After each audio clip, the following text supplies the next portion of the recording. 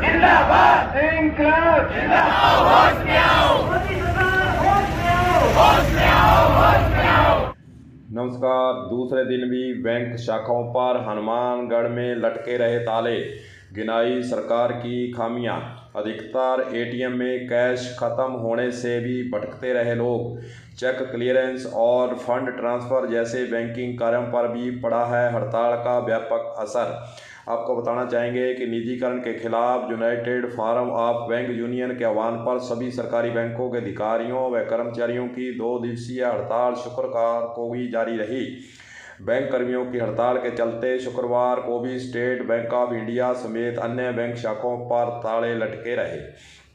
Bank बंद रहने से जहां एक और शुक्रवार को सभी सार्वजनिक बैंकों में कामकाज पूरी तरह से ठप रहा, चेक क्लियरेंस और फंड ट्रांसफर जैसे बैंकिंग कार्यों पर हड़ताल का व्यापक असर भी पड़ा है।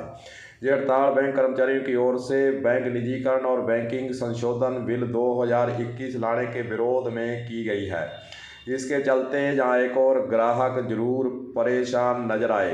अधिकतर एटीएम मशीनों में गुरुवार शाम को ही कैश खत्म हो गया था। शुक्रवार को भी एटीएम खाली रहने से रुपए निकलवाने के लिए लोग इधर उधर भटकते नजर आए हैं।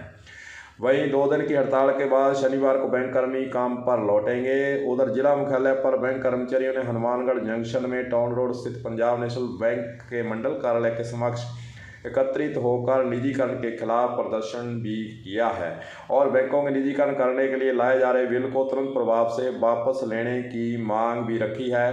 और उन्होंने कहा है कि देश बेचना बंद करो के नारे भी लगाए गए। इसी दौरान यूनियन पदाधिकारियों ने सरकार की खामियां भी गिनाई हैं और चेतावनी दी है कि अगर सरकार इन बिलों को वापस नहीं लेती है तो भविष्य में और पुरजोर तरीके से विरोध प्रदर्शन भी किया जाएगा।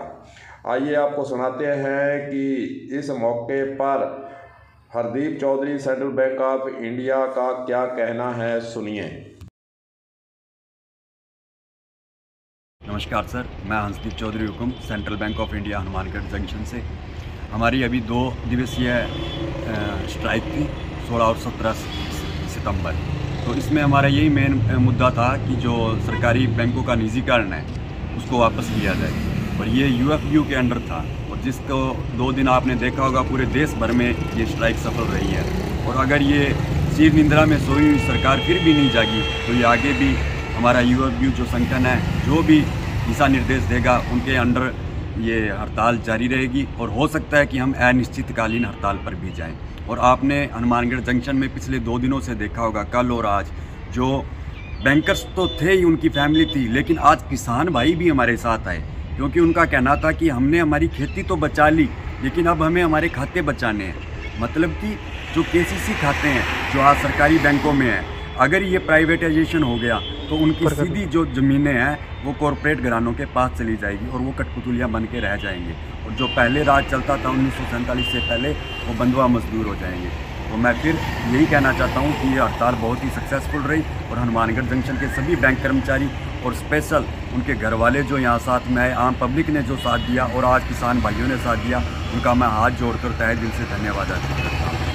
बैंक की 2 दिन हड़ताल के कारण जहां एक और लोगों को परेशानी का सामना भी करना पड़ा है, वहीं दूसरी ओर एटीएम में पैसे नहीं मिलने से वे और ज़्यादा परेशान नजर आए हैं। अब देखने वाली बात होगी कि सरकार के स्तर से बैंक अधिकारियों ने जो 2 दिन की हड़ताल करने के बाद जो मांग पत्र सौंपा है उस पर सरकार की तरफ से कब निर्णय कर कुछ राहत देने का काम किया जाता है। कलम न्यूज़ के लिए गुरदेव सिंह सैनी की हनुमानगढ़ से रिपोर्ट।